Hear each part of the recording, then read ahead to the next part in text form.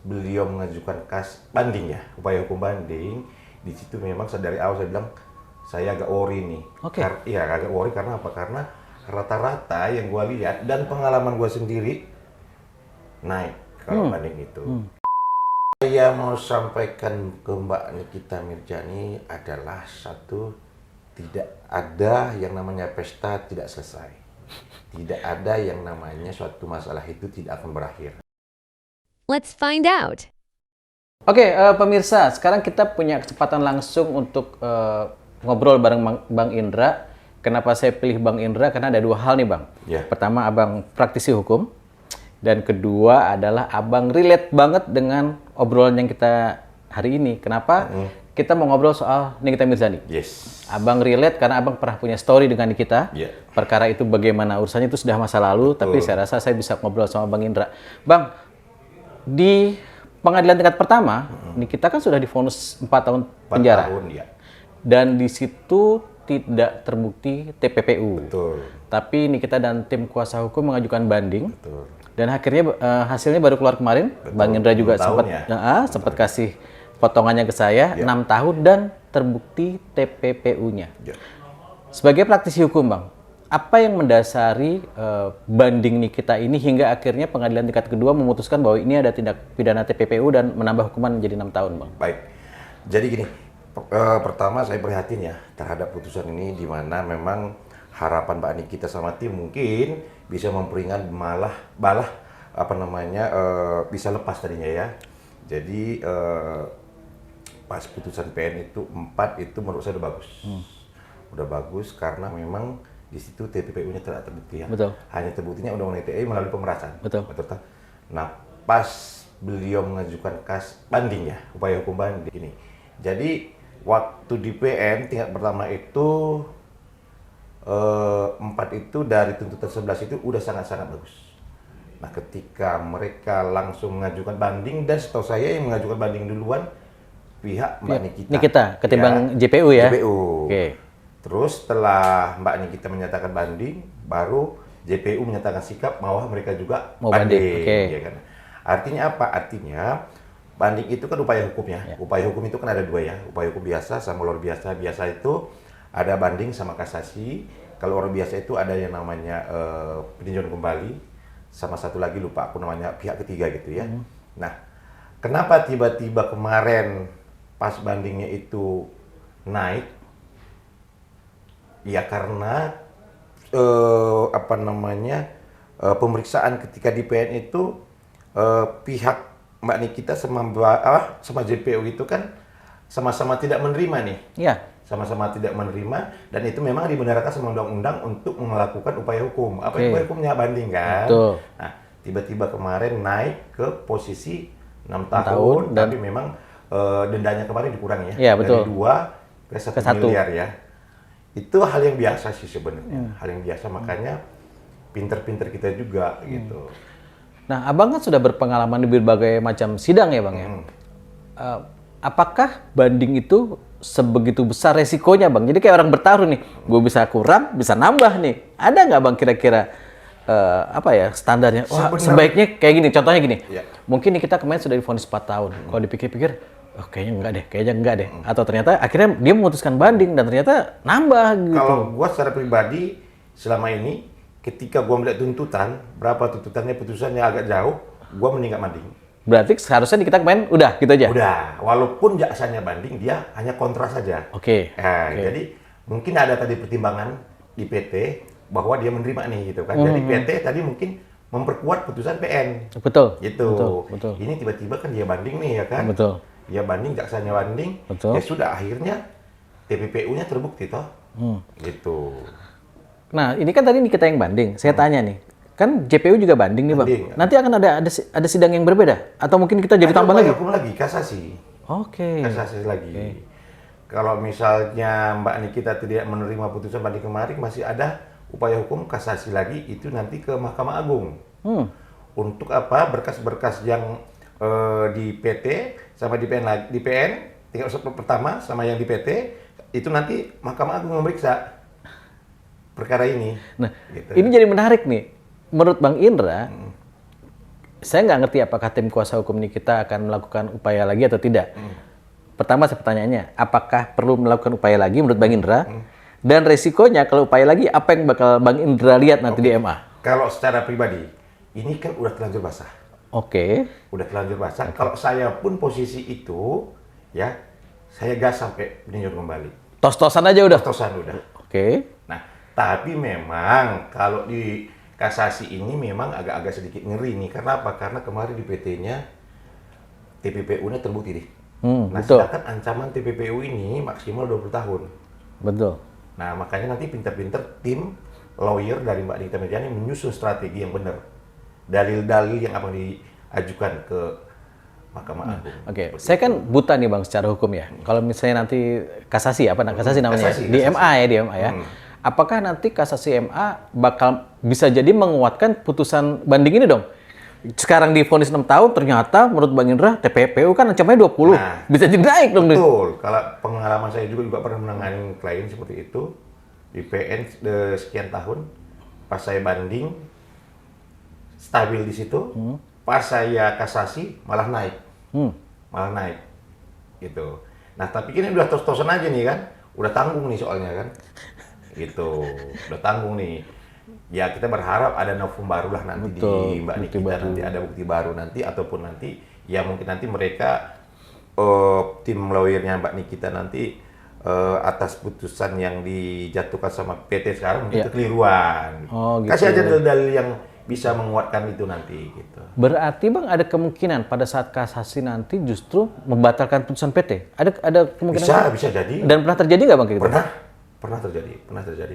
Malah bisa nanti membatalkan putusan PT menguatkan putusan PN. Ya, berarti kembali ke 4. Ya bisa jadi. Oke.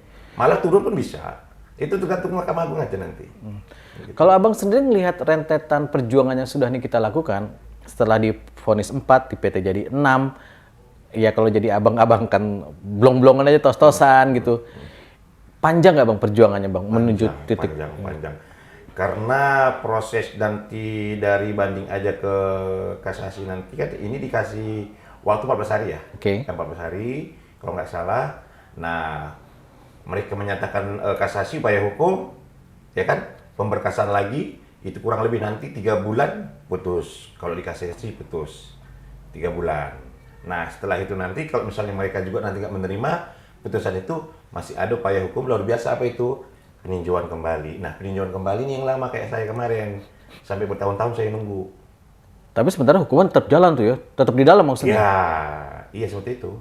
Kalau peninjauan kembali ya itu. Bisa naik, bisa turun, Oke. bisa memperkuat. Oke. Bang, tidak mengurangi urusan pribadi Abang dengan Mbak Nikita ya? Terlupakan masa lalu gitu. Abang melihat bahwa kasus yang menimpa Mbak Nikita ini secara umum seperti apa Bang? Karena kan tadi ada ITE yang pemerasan, kemudian sekarang TPPU-nya juga dibuktikan sama PT. Abang melihatnya memang seperti itu nggak yang terjadi sebenarnya? Kita harus menghormati putusan pengadilan. Nah, kalau misalnya kemarin PN ya, tingkat pertama tidak terbukti itu TPPU-nya. TPPU, kita harus menghormatin. Oke. Nah, tiba-tiba ini hasil dari banding Mbak Nikita sama jaksa terbukti, ya kita juga harus menghormati. Berarti memang ada perlakuan itu kan seperti itu. Kita harus menghormati itu. Proses sidang di PN dan di PT itu bedanya apa sih Bang? Kok maksud saya gini pertanyaannya, kok di PN tidak terbukti TPPU-nya, tapi di PT kok Nah, muncul? itu tadi, jadi di PN itu dia tak terima dengan putusan itu upaya hukum banding toh? Iya. Banding. Nah, pengadilan tinggi ini nanti memeriksa lagi kembali nih. Oh, lebih teliti gitu ya? Memeriksa lagi nih. Benar nggak ya? Benar nggak ini ya? Putusan yang di PN ini mana yang keliru ya? Gitu. Makanya kemarin kan keterangan dari Humas itu juga kan ternyata TPPU-nya terbukti nih gitu. Berarti memang resikonya gede juga Gede ya Bang? banget. Setiap kali upaya hukum terus resikonya selalu gede ya Bang? Gede. Ya? Kalau Bang Indra misalnya, ada di posisi andai-andai ya, ada di tim posisi kuasa hukum ini kita, berarti saran Abang tadi, udah gaspol aja gitu? Kalau misalnya tadi di PN itu 4, Ya. gua saranin kita nggak usah banding. Nggak terima ya? Kontra saja. Oke. Walaupun JPU kan wajib banding, Cuk. Betul. Karena SOP-nya jaksa itu kan kalau misalnya kurang lebih dari 23 pasti upaya hukum Ya, banding. SOP-nya seperti itu. Tuh. Nah Bang, terakhir nih Bang, setelah semua rangkaian perjuangan ini, semua rangkaian perjalanan ini, apa yang mau Abang sampaikan buat Mbak Nikita? Gitu? Yang saya mau sampaikan ke Mbak Nikita Mirjani adalah satu, tidak ada yang namanya pesta tidak selesai.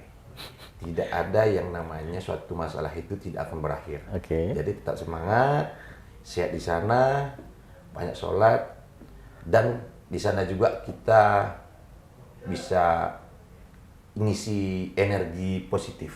Begitu nanti keluar, ya mungkin banyak hal-hal yang lebih bagus lagi bisa dilakukan. Bang, ada satu pertanyaan julid dari saya. Abang ngomong ini tulus atau satir atau nyindir, Bang? Karena Abang pernah masuk gara-gara berkas dengan kita, Bang. Ya, saya ngomong seperti ini karena saya udah pernah merasakan. Oke. Saya walaupun 6 bulan di dalam tuh nggak enak rasanya. Oke. Jadi saya tidak mau apa yang saya rasakan dirasakan sama orang lain, walaupun notabene dia masuk ke saya. Nggak ada. Makanya dari awal pun saya bilang saya menyatakan mendukung Nikita Mirjani dari segi kemanusiaannya. Gitu. Dan yang pasti kita hormati hukum ya, Bang? Ya? Harus kita hormatin hukum. Gitu. Intinya itu, saya nggak ada yang namanya nggak tulus. Sangat tulus sekali. Karena pasti di dalam nggak enak. Nggak enak. Apalagi Mbak Nikita kan punya tanggungan, ada Betul, anak gitu ya. seorang ibu ya. Seorang ibu ya. Lu bayangin gua 6 bulan aja di dalam, lu tahu sendiri gua gimana. Tapi itu tadi, yang lu bilang tadi kan, setelah gua keluar, energi positifnya itu muncul. Oh iya, gue juga mau nyambung sedikit Bang tadi. Setelah Bang Indra keluar, kita tuh kenal udah lama ya Bang? Udah kenal lama. Udah lama. Kita pernah ngalamin bareng-bareng Bang Indra sebelum Bang Indra masuk. Betul. Surprisingly adalah begitu Bang Indra masuk dan keluar, saya menemukan Bang Indra dengan tampilan tuh bukannya fisik, tapi punya semangat baru, lebih serius, lebih lawyer gitu loh. Betul. Lebih apa sih Bang yang buat Abang berubah seperti itu? Ya itu tadi, ketika gua di dalam 6 bulan itu kan, kita di sana itu kan harus ada sesuatu yang kita nanti keluar, harus ada yang kita ciptakan gitu. Dan energi-energi positif dari sana itu banyak sebenarnya. Kita melihat orang di dalam itu kan banyak banget yang menderita ya. Banyak banget, ribuan malah. Jadi kalau gua pikir ya, kenapa gua bisa berubah keluar ya pengalaman. Pengalaman itu sangat berharga sekali memang. Makanya sekarang lu lihat juga lebih soft, Iya. nggak mau lagi yang namanya Iya. nggak mau. Bahkan di media sosial Bang Indra, saya sekarang lebih ngeliat Bang Indra bekerja as a pengacara gitu ya. Kalau dulu kan lebih ke social life, hidup, Yes, nongkrong ya. sana, nongkrong Bener, sini. bener. Tapi sekarang kalau saya perhatikan sosmednya lebih ke pengacara. Abang merasa ada sesuatu yang harus Abang bayar nggak, hutang? Kayak misalnya hutang tuh maksudnya gini, dulu gua terlalu santai, terlalu enak, dan sekarang Itu gua jawabannya. harus lebih. Ya itu jawabannya. Oke. Dulu gua terlalu santai dan memang menurut gue itu nggak penting semua gitu. Tapi sekarang setelah aku keluar, ternyata waktu itu berharga gitu. Dan kita itu berharga Betul. gitu. Jadi kalau misalnya kita berharga dan kita juga dibutuhkan sama orang lain, kenapa tidak kita pergunakan waktu itu? Betul. Saya pernah janjian sama Abang ya, hari Minggu gitu. Terus Abang inget, Dek ini hari Minggu, harinya Tuhan gitu kan. Buat saya itu menyentuh sekali gitu loh. Karena Abang balance nih antara urusan dunia dengan urusan Iya, Tuhan gitu. betul. Bagaimana Abang menjaga itu? Karena nggak bisa dipungkiri bahwa sebagai pengacara godaannya banyak loh Bang. Banyak banget. Dra, nongkrong yuk. Dra, ada kasus nih, ini godaannya banyak banget. Bagaimana Abang sekarang menyeimbangkan dan menjaga kualitas Bang Indra Tarigan? Oke. Kalau bicara menyeimbangkannya memang itu juga baru-baru ini terjadi setelah gua keluar dari penjara. Tapi kan tidak ada pernah kata telat Bang. Tidak pernah ada kata terlambat. Yes. Makanya aku bilang ketika gua di penjara itu gua berpikir begini. Seandainya waktu itu gua nggak masuk penjara, gua mungkin nggak berubah seperti Akan jadi seperti itu aja gitu ya? Lo sendiri sering dulu ke kantor Iya. gua, tempat tongkrongan di Betul. kantor gua kan. Betul. Gitu. Jadi semua di balik ada masalah musibah, pasti ada hikmahnya. Itu. Dan saya yakin sekarang Bang Indra lebih fresh, lebih Karena sekarang tanggung tenang. jawabnya udah banyak. Betul. Ini anggota gue banyak nih. Betul, Anak gue banyak sih ini. betul. Yang harus gue kasih makan banyak Betul, ya kan. betul. Nah terus apa namanya, kita juga kan bertanggung jawab sama profesi kita ini. Betul. Nggak boleh asal-asalan. Betul. Gitu. Dulu kalau sempat teman-teman lihat ke medsos lama deh, lihat Bang Indra kayak gimana ya Tiap kan? hari rusuh gue. Tiap hari rusuh, teriak-teriak, siapapun dilawan. Tapi sekarang udah tenang banget. Bener banget. Tenang banget. Kalau sekarang udah males, udah capek. Jangan-jangan kapok masuk lagi. Pasti kapok lah. Kapok itu pasti, itu pasti. Makanya Iya. tadi pengalaman. Makanya ketika orang masuk penjara itu gue bilang, contoh kayak ya adalah teman kita juga selebgram yang masuk ya sekarang. Gue bilang, udahlah ngapain lagi Iya. gue bilang, udah begitu lu keluar nanti lu tata hidup lu benar udah. Benar. Jadi gue sekarang gue bilang, gue juga nggak benar sekarang. Benar. Tapi minimal gue udah bisa menjaga diri gue sendiri udah. Benar. Ketika kita ada masalah yang susah itu pertama kali tau nggak siapa? Orang tua kita. Itu nangisnya kayak apaan tahu gitu. Aduh, orang tua itu kasihan. Oke lah, kita mungkin nanti sana cuma berapa bulan kita happy di dalam, tapi orang tua kita satu malunya dia secara psikis terserang, ya kan? Sanksi sosial dia kena, gitu loh. Nah makanya gue bilang sekarang memang ya kayak Mbak Nikita juga sabar aja. Tidak ada yang namanya pesta itu nggak selesai. Pasti masalah ini selesai. Pasti selesai. Hanya tinggal masalah waktu saja. Dan pastinya kita berharap juga banyak pelajaran yang bisa diambil ya Bang ya. Terbukti seorang Indra Tarigan yang dulu gimana setelah keluar sekarang berubah gitu kan. Lebih banyak banget pelajaran di dalam ya Bang ya. Itu dia. Jadi pelajaran hidup itu memang tidak akan pernah berhenti ya. Sampai tua pun, sampai kita nanti mau meninggal pun harus belajar terus. Bahkan di penjara pun dapat pelajaran berharga. Waduh, di penjara itu gue bilang sama lu, malah gue sekarang lebih memilih orang-orang yang, maaf, ekonominya di bawah daripada di atas. Karena ternyata orang yang ekonominya di bawah itu lebih tulus. Lebih tulus. Kalau di atas, kalau lu nggak punya, mereka buang lu deh. Kapan aja bisa dibuang. Tapi orang-orang bawah ini, luar biasa enak banget bergaul sama mereka. Itu bukan maksudnya kita membatasi pertemanan, enggak. Yang gue lihat waktu gue di dalam itu, lu bayangin ya, hukumannya 13 tahun, 20 tahun seumur hidup, segala macam. Itu gue temenin.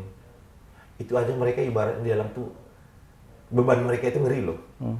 Masa ya kita udah keluar, kita masih kasih kesempatan sama Tuhan. Kita sia-siakan. Kita sia-siakan, saya nggak mau itu. Konyol. Konyol. Jangan pernah nantang Tuhan ya Bang. Jangan pernah nantang Tuhan ya, jangan.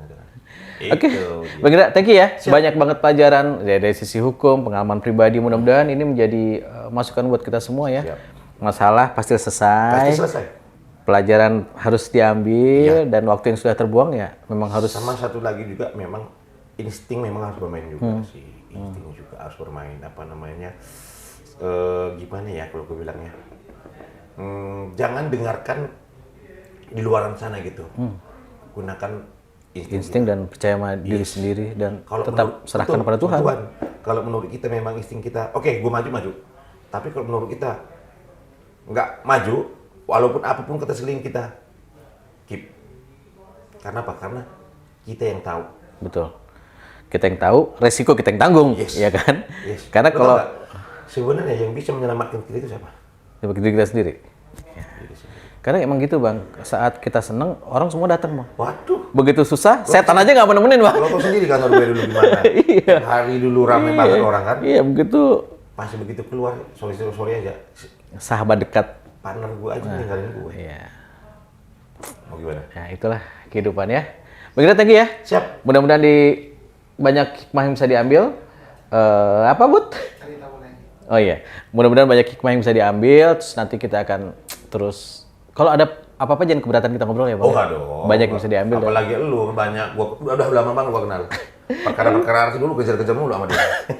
Oke, terima kasih. Kita cari tahu di episode berikutnya. Terima kasih.